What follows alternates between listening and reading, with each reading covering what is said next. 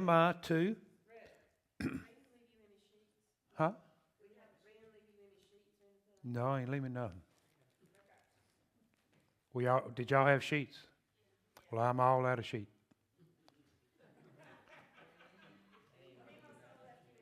I got no sheets. I told him, Ben, if you're still watching, where's the camera? You didn't leave me no sheets. So I'm all on my own. No, I asked him to send me notes, but he didn't. But fortunately, he left me some of the best stuff in Nehemiah. Okay, and I'm going to start off by reading through what I'm going to start teaching on. And if we get through, fine. If we don't, that's all right too. I never know when I teach whether it's going to be 15 minutes or an hour and a half, but we're going to be here an hour and a half, I promise. And we are in Nehemiah 2, verse 9. And as you know, Nehemiah has gotten permission from Artaxerxes to take this trip back to Jerusalem. He has secured supplies, the things that he's going to pick up on the way, and he's just about to leave, and this is where we are. And verse 9 says, "So I went to the governors of Trans-Euphrates," and that in some of your Bibles may say beyond the river, and I'm going to be teaching tonight as beyond the rivers, "and gave them the king's letters. And the king had also sent army officials and cavalry with me. And when Sanballat and Horonot and Hobah and the Ammonite official heard about this, they were very disturbed that someone had come to promote the welfare of the Israelites. And I went to Jerusalem, and after staying 3 days, I set out during the night with a few men. I had not told anyone what my God had put in my heart to do for Jerusalem.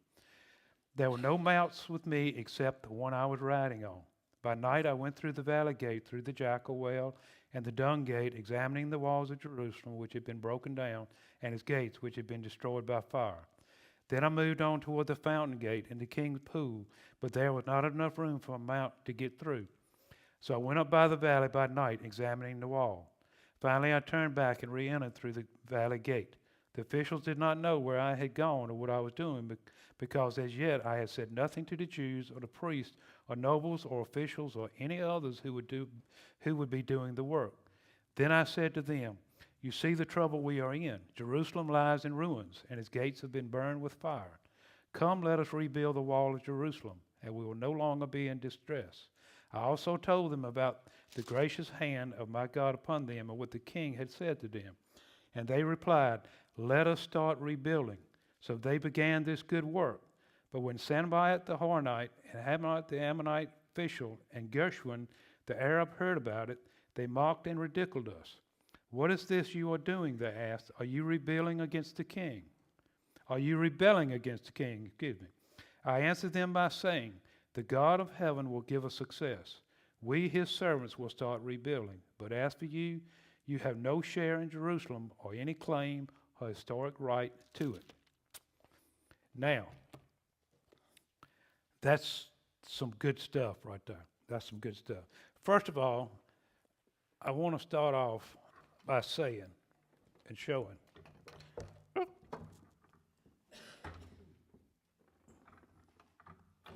Nehemiah. If you ever have trouble spelling Nehemiah, it's spelled like this. Nehemiah.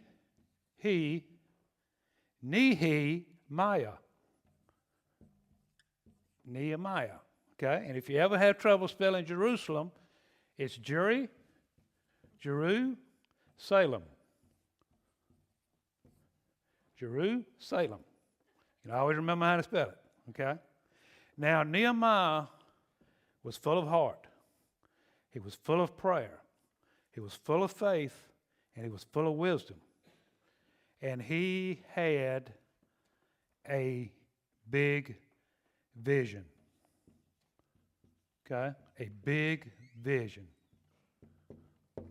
that God had given him. But he needed all of this to have that. Okay? Now it says that Nehemiah, he said, "So I went." Okay, now where was Nehemiah? Nehemiah was in Susha. But Nehemiah needed to get to Jerusalem. Susha was 900 miles from Jerusalem. And Nehemiah would have had to have taken the long route, okay? And Eric, can you put that up for me? Now, Susha was in modern day Iran, okay? Now, when the Bible says that he crossed the river, he crossed the Euphrates there, and he went up along the river to keep water, and then he had to have gone to Lebanon. And Lebanon was where the lumber and the timber was, in the ancient forest of Lebanon, right? So he gathered that, and then he would come down to Jerusalem. Now, 900 miles, if you traveled 12 miles a day, would have taken you 60 to 70 days, okay? So they would have had to have stopped to get supplies along the way. They would have had to have stopped to get lumber and timber along the way and then come down. That was 900 miles that they had to cross. Now, that's a hike. Now, something interesting. I want you to turn to Ezra chapter 8.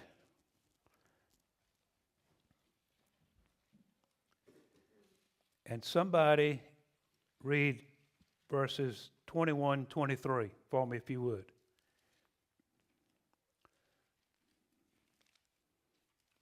Then I proclaimed a fast there at the river Ahava, that we might humble ourselves before our God, to seek from him a safe journey for ourselves, our children, and all of our goods. For I was ashamed to ask the king for a band of soldiers and horsemen to protect us against the enemy on our way, since we had told the king, the hand of our God is for good on all who seek him, and the power of his wrath is against all who forsake him. So we fasted and implored our God for this, and he listened to our entreaty. Okay. So did Ezra ask for any help from the king when he went? But what did Nehemiah have? What did he get? Yeah, he had at least one big cavalry unit and escorts. So when we're doing God's work, guys, it's nothing wrong with asking for help. Don't be ashamed of it. If you need help, ask for help. It's okay. Ezra thought it would be shameful to ask for help. And sometimes we do the same thing. You know, when we're doing God's work, we say, well, you know, I got it covered. I'll do it myself. I don't really need any help. But sometimes we need to ask for help. Now, this journey was a very long, long journey. So Nehemiah had a vision. And you think about it, to travel that far, and someone has estimated that they did it in 55 days. Now, they've done it in 55 days. This is what they have had to have done. They've had to travel all day, stopped in the dark, cook their dinner, eat, get a few hours of sleep, get up at daybreak, and go again. And they did that for 55 to who knows how many days. Nobody knows how many days it took. But that's what they did. Now, that's dedication to a vision that he had. And Nehemiah was not rushed, but he was ready to get there. As John Wooden used to say, don't rush, but hurry. You know, don't rush, but hurry. So he was ready to get on and get there. So it says that when he got in the region beyond the river, when he got beyond and crossed the Euphrates River, he was in a different place. The Persian Empire was east. Even though they had conquered a lot of stuff on this side, his safe place was on that side of the river. But once he crossed over, he was in kind of like no man's land, where he could be attacked, where people could get a hold of him and everything else. But he had these letters of good conduct where he could get there. Now, before he got there, word had spread that somebody was coming. And these two guys, this Sanballat and Boaz, uh, Tobiah, now, Sanballat was the governor of Samaria. And in those days, there were so many different factions, so many small countries, so many different districts and regions that it was so many different little kings and leaders and everything else. But he was the governor of Samaria. Now, he stayed in Jerusalem along with this other fellow, and he was one of his officials. Now, he was the one that robbed the temple, storehouses, and got all the stuff for himself. So they were not religious leaders. They were strictly political leaders. So they cared nothing for the good conduct of Jerusalem, of it becoming a religious center, the center of Jewish nations, or anything. They just wanted it to stay like it was, broken down where they could control it. Now, sometimes, we have to be careful of that in our own church. As the church starts to change, we see different influences coming in, and we get nervous that all of these people coming in are going to change things, or they're going to take some of our positions away from us, and we get a little nervous about it when we hear that somebody else is coming. But in this case, Nehemiah, being a man full of heart, prayer, faith, and wisdom, was coming to bring Jerusalem back where it was supposed to be. Now, they were deeply disturbed, so they began behind the scenes to build a group of people that would fight anything that Nehemiah was going to do. No matter what he had, they were going to be there to cause trouble. And once again, remember, they were political. They were not religious type people. Even though they were Jewish, they had gone beyond what they were supposed to be, and they were now political figures. Okay? Now, Nehemiah, after making this route, after securing the timbers that he needed, the lumber, and I looked, and I'm going to find it sooner or later, but I never could find exactly what it was that he brought. But the ancient forest of Lebanon had cedar trees, and they weren't like the cedars that we see, the red cedar. These were a different type of cedar, but they were very straight. And he needed the timbers to build the framing for the gates, and he needed the timber for the gates themselves. And it said it was also so he could build himself somewhere to live. It said a residence, which was probably just like a room added on to an existing building somewhere in Jerusalem. But he brought all of that with him, hoping that what else was there of the gates would be enough that they could rebuild the gate itself. Because Ben's going to get into all of these different gates, but it was a bunch of different gates. It's kind of like coming up here to this church, and we got front doors and side doors and back doors and this doors and ramps and everything else. There's a lot of different gates to get inside of Jerusalem, and they were mostly all gone. Okay? Now, when he got there, he was there for 3 days and didn't do anything. Nothing. What do you think he did for 3 days?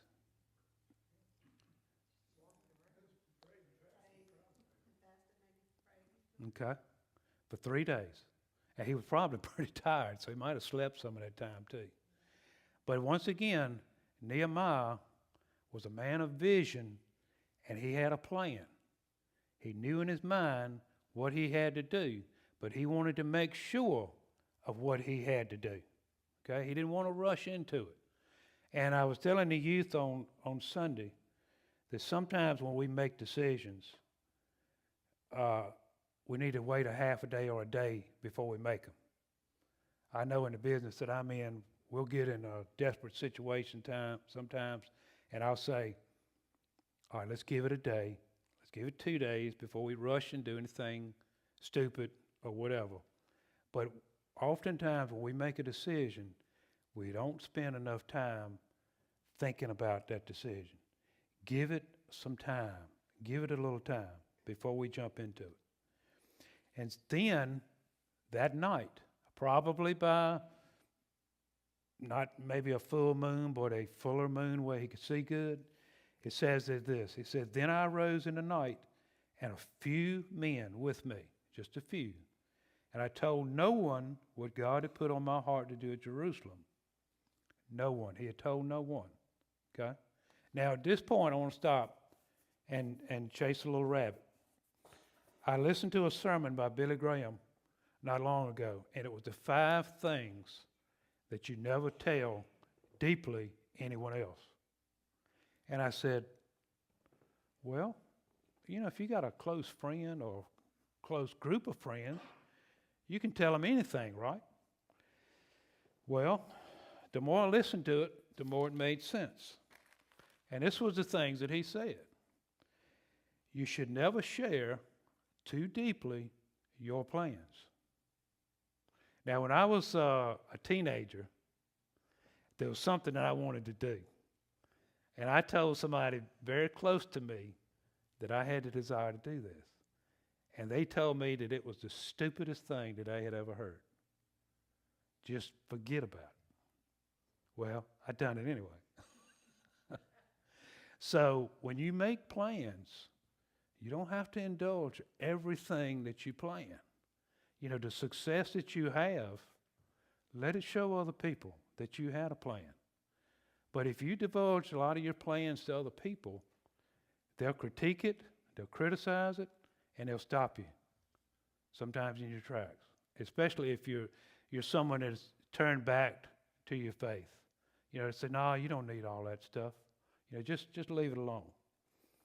Secondly is your finances. You can really get in trouble telling people about your finances. Don't divulge those kind of things. Let them wonder. And what Billy Graham was saying was that anything that you divulge, people will tell you, when someone says, don't tell anybody else. Now, this is between me and you. Now, it might be between me and you, but that person you tell may slip up, not meaning to, and say something. And next thing you know, everybody knows. So you really have to be careful that you have a place where you and God go to talk, and you only divulge the things to Him that He needs to know. Also, your family struggles. Sometimes these struggles are obvious to people, and sometimes people need help, counseling, or whatever. But sometimes family struggles are something that's best not to share too deeply because there's so many people involved. And Billy Graham was so respectful in the way that he spoke about this. So, we have to be careful about how we do that. Also about your generosity and your giving. If you're truly giving, you don't have to talk about it. You don't have to tell anybody about it. And if you really get into it, the next thing you know, you got people wanting you to help them with your generosity. And sometimes that's not a good thing. And the last one is your weaknesses. For some people like me, that's pretty obvious, but I don't want to go ahead and tell everybody what they are. So be careful about the things of your life that you divulge. You can talk about some things, but some things you don't really want to share it. Now, Nehemiah knew that the time would be right to talk about what he was going to do. And that time had not yet come yet. So he had not told anyone what he was going to do. The people that were assigned to protect him, to travel with him, they probably had no idea what was going on. When they stopped to get the lumber and the timber, they had no idea. They probably had no idea because he didn't tell them. He didn't need to tell them because he knew it and God knew it because he had put it in his heart. Now, Eric, can you give me another slide?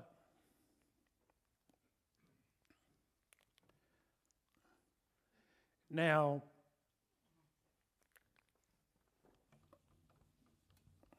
this is somewhat a map of Jerusalem back in those days. And what you had was you had the temple area, and to this day, Temple Mount that the Muslims control still sits up here. And then you had pretty much the city that came down. Okay? Now we know that by Jesus' time, Jerusalem had grown, way out here. But this is what you would call the old city. Now, Nehemiah came out of the Valley Gate. And if any of you have ever studied Jerusalem, you know Jerusalem was hills here. This was hills, and this was the valley. And there was a gate right here called the Valley Gate. That's where he went out of. That was probably the gate that was most used because it came up through the valley. He went down. There was a king's pool down here. There was a garden. The king had a garden down here. There was a gate here called the Dung Gate, where all the dung went out, and the dung came in for the garden and all. And somewhere along in here, when he came down, he was on his whatever he was riding, and he said that the only thing that he brought with him was what he was riding, which was a donkey, a horse, or something. We don't know, but he didn't have a troop of horses that came with him. He had one mount, and he got somewhere down in here, and it was so much rubble and mess and junk and debris that he got off of his horse and he started walking. And he walked somewhere up that way. And somewhere up in there, he'd seen enough. And he knew what shape it was in. He really could see it. It'd be like going out the side door here, walking around the sanctuary, and getting about halfway over here and saying, this is a mess. This has got to be fixed. So he had it in his mind then what needed to be done, because it was pretty much in shambles. So that's where we get, and it says here, it says that I told no one what my God had put in my heart to do in Jerusalem, nor was there any animal with me except the one I rode on. And I went out by night by the valley gate to the serpent well and the refuge gate, and viewed the walls of Jerusalem, which were broken down, and its gates were burned with fire.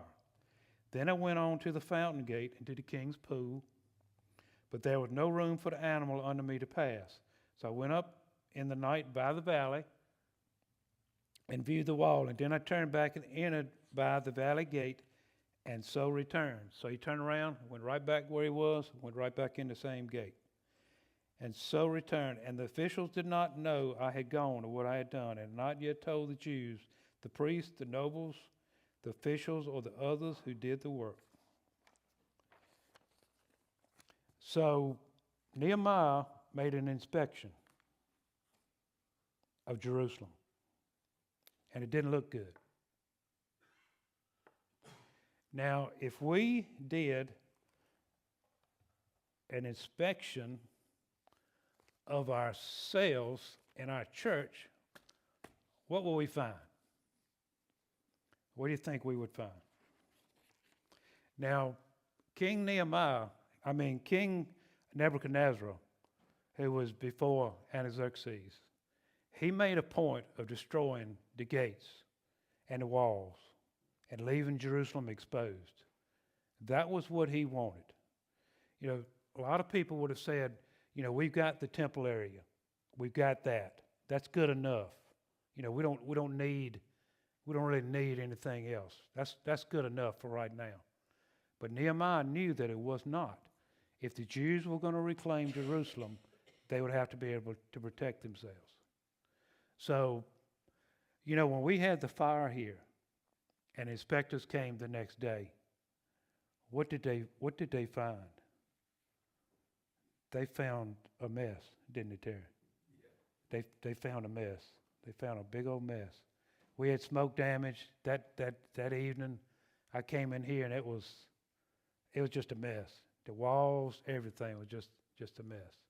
So when we examine ourselves and we examine our church, if we went out this side door and walked around the church, we'd say the front doors look pretty good, the side doors look pretty good, the double doors in the down in the basement probably need some work, but everything's kind of in place. But what about inside? What about inside of Jerusalem? You know, what about what was going on in Jerusalem? That was what was most important. But they needed something to bring them together. So what did the fire do to our church? Did it divide us or did it bring us together? It brought us together. Why? Because it gave us what? A purpose, a vision, like Nehemiah had. Now, in all of this stuff that Nehemiah is doing, he's rebuilding gates, he's rebuilding walls, but what is he really rebuilding? The people, the Jewish people. That's what he's rebuilding. That's what we need to concentrate on. And when we examine ourselves, you know, think about it. What is your relationship with Jesus Christ? Examine it. Have you got all your walls up? Have you got your gates in place?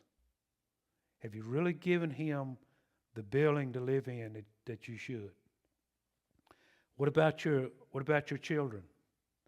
Have you given them the walls? Have you given them the gates that they need to be like they should be?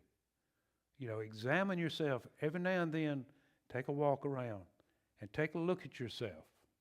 Take a look at your kids. We need to take a look at this church. You know, we really need to take a look at this church. Because when our church burned, and we took all that time trying to get it fixed again, what did everybody say? We want to see everything back to normal. No. No, no, no. We don't want it back to normal. We want it better and bigger and stronger and more loving and more caring. And that's what Nehemiah's after. He didn't want it to go back like it was. He wants a new chapter. And that's what we wanted, right? Isn't that what we really wanted? Did we really want it back to normal? No. No.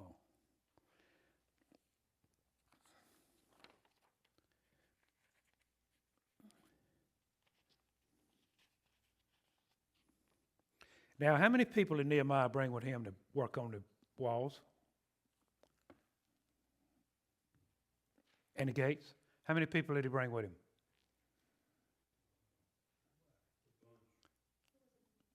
Nobody. Nobody. He didn't bring anybody. So who was going to have to build the walls and the gates? The people that were there. The people that were there. Nehemiah came by himself knowing that he needed help. Okay? Now when Ben got here, could Ben build his church back by himself? No. No. He could lead and guide and direct, but he couldn't build it back by himself. What he was counting on was what? Was all of you, all of us. We were the ones going to build it back, bigger and better and stronger and more loving and more caring.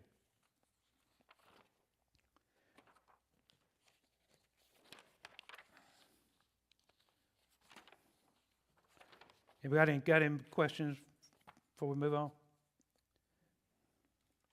Now, Nehemiah, he looked at the gates, he looked at the walls, and he knew what he had to do. So this is what he said. Then I said to them, you see the distress that we are in, how Jerusalem lies waste, and its gates are burned with fire.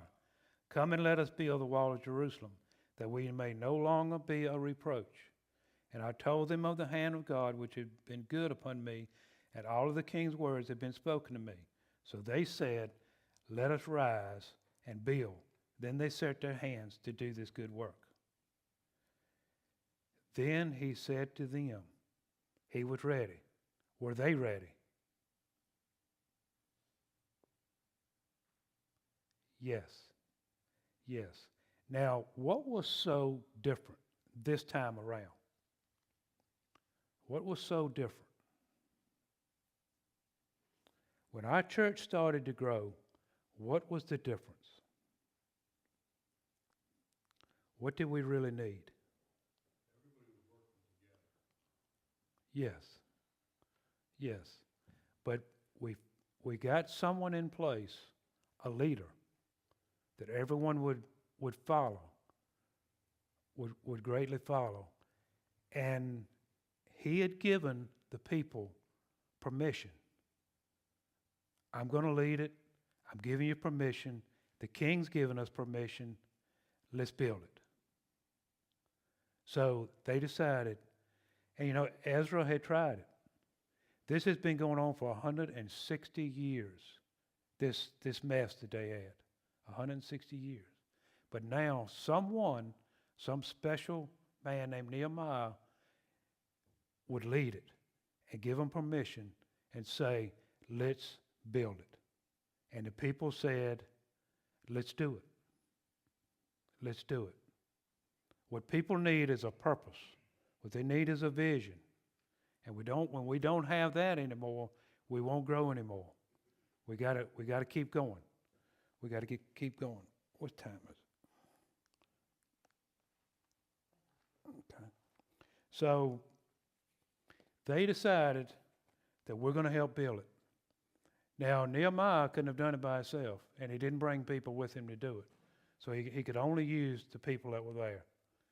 And if they weren't willing to do it, he could pack up and go on back. So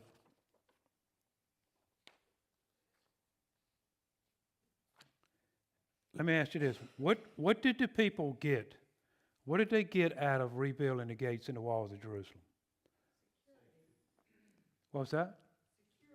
Security. Okay. They got security. They were no longer ashamed of it. It says that we will no longer be a reproach. You know, if our church sat here and we said we're not going to spend the money to clean, you know, when the lights blow out, we're not going to put new lights in it. And we're sitting around with 3 lights, dirty church, which my wife couldn't stand that. She wouldn't come in here. And, you know, the doors are falling off the hinges. And we say, well, we still got the fellowship hall. That's good enough. No, that's not good enough.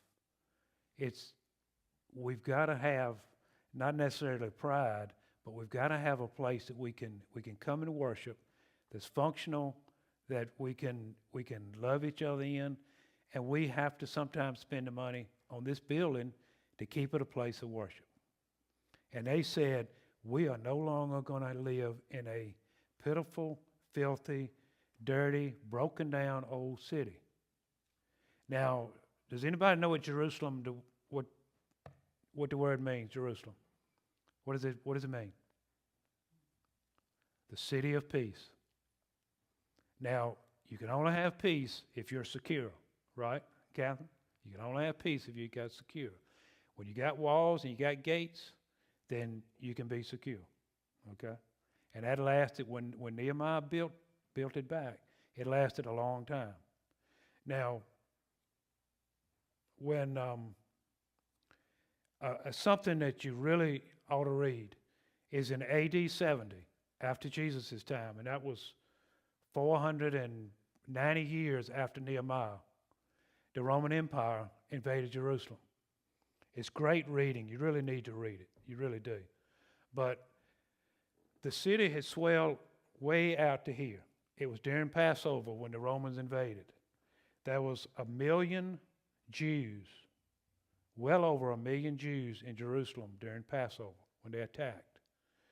They surrounded the city, let no one out, and before it was over, at least 900,000 Jews were killed because they would not surrender. and it took them that long to breach the walls. They finally got in through the temple.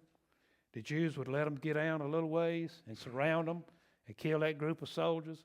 They'd send another group in there, just open the door and let them come in, and they'd surround them and kill them. And it's fascinating reading. But for 490 years, the city stood before it was destroyed because of the work that Nehemiah had done. And he got it right. Now, these walls were 10 to 12 feet tall, and we don't know how thick they were, but they were pretty good security for those people. Now, after he had told them what they were going to do, that's when the opposition starts. Remember, opposition only starts when you start doing something. We can sit here and pray. We can sit here and Bible study. We can sit here and listen to sermons and do all of this stuff that y'all want to do. But when you get outside of them walls and start doing something is when you get opposition. That world out there, as long as y'all stay inside this building and don't bother them, you're okay. But when you go outside of this building and start telling people how they should live and how they shouldn't live, then you get opposition. And that's what happened when Nehemiah started doing something, when he started making noise, when they started hammering and nailing on them walls, that's when the opposition came. Up until then, for 160 years, it was okay. They didn't care because nobody was doing nothing. So when we get up and we go out in the world and start doing something, you're going to get opposition. That's just part of it. Now it says that when Sanballat the Horonite and Tobiah the Ammonite official and Geshem the Arab heard of it, they laughed at us and despised us and said, "What is this thing that you are doing? Will you rebel against the king?" Now, who did Nehemiah have permission from? The king. But wait a minute, let me read from here. So this is the good part. This is the really good part. And they mocked and ridiculed us. "What is this you are doing? Are you rebelling against the king?" I answered them by saying, "The God of heaven will give us success. We, his servants, will start rebuilding, but as for you, you have no share in Jerusalem or claim or historic right to it." Now, we as Christians, how are we supposed to treat other people? How do we talk to other people? We're supposed to be nice and sweet, right? Nice and sweet. Don't y'all just want some days to just tell somebody off? Don't you just have that fire and desire, Ricky Young, to just tell somebody off? Well, here's what he did. He told him. He said, "You have no share in Jerusalem or any claim or historical right." In other words, he told him this. He said, "You might be a Jew, and you might be a citizen, and you might have family here, but you are not part of God's kingdom. And you're not part of what God wants us to be doing." That's what he told him, right to his face. He told him off. He said, even though you're a Jew, an official, even though you're a citizen, and even though you live here and have family here that have died, you have no part of what we're doing. Because who was on Nehemiah's side? God was on his side. And he was doing it to glorify God and to get this city back together, to get the Jewish nation back together. What is the capital of Jerusalem now? What is the capital of Israel now? It's Jerusalem. All 2,600 years later, the capital of Israel is still Jerusalem. It's still Jerusalem. That's pretty neat that it's come that far. And Nehemiah did all of this work to get these people back together. Not just to build city walls, not just to build gates, not just to make it look nice again, but so that the people inside of that city could live as Jewish people again, to bring their faith back. And as we rebuilt this church, and we put everything back together, and thank you so much for what you did, Terry. What it did was gave us a place, a secure place that our church could come back together. So that core group of people that have been here for so long could open themselves up and their hearts up to all of these people that needed a place to be secure. And it was well worth the money that was spent to get it back to where it is. Because we didn't put it back to normal. We didn't want it back to normal. We wanted it bigger and better and stronger and more glorious for Jesus. That's why our city gates and our city walls are secure now. And I think that's something that's pretty special. Pretty special. So Nehemiah gives us the wonderful example of what we need to be doing. Making sure that our gates are secure. Making sure that our walls are secure so people can come gather here. And then we go out in the world and do what we need to do. Okay? Well, that's what I have. I know I've left something out, but that's what I have. Any questions? Charles? I just want to reinforce something that you said, because you went over it kind of quick, but in verse 19, they mocked us and despised us and said, what is this thing you're doing? Well, the world is still doing that Yeah. with us. It's still doing that with the Christians. Yeah. The Christians that are actually doing something, So they're still doing it. And you get into the next verse, and he did tell them off. But when he says, but you have no portion, well, the world is still mocking us and making fun of us, but the world has no portion in heaven. So, what they say is, Right. they go in when you're out. That's right. And just to reinforce verse 20, that had always been the excuse that nobody was doing anything, because if we're doing it, we're rebelling against the king. And that was always the excuse. Well, we don't want the king to get mad at us and send his troops over here again. So when Nehemiah got there and he had the king's permission, that's really what they needed, a leader and permission to do it. So that's where it really got started again. Okay? Any other questions? Any other comments? Any other thoughts? Appreciate y'all being here tonight. I know I'm a poor substitute for Ben, but somebody had to do it. Okay. All righty.